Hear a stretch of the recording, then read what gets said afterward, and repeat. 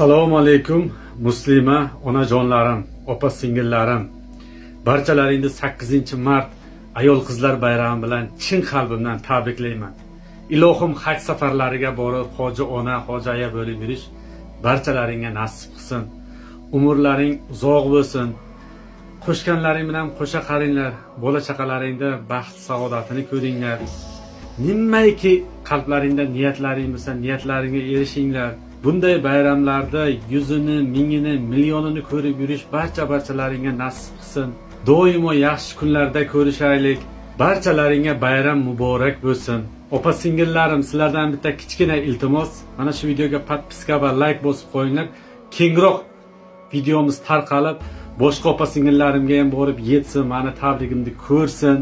Balki shuni ko'rib, ozgina bo'lsa ham quvonch ulashaman degan niyatdaman jigarlarim. Jonlaring sog' bo'lsin, addush hurmatdarsizlar, opa singillarim. Sizlar borsizlar, hayot bor. Sizlar borsizlar, jannat sizlarning oyoqlaring ostida, onajonlarim. Hammalaringni qattiq hurmat qilaman. Assalomu alaykum.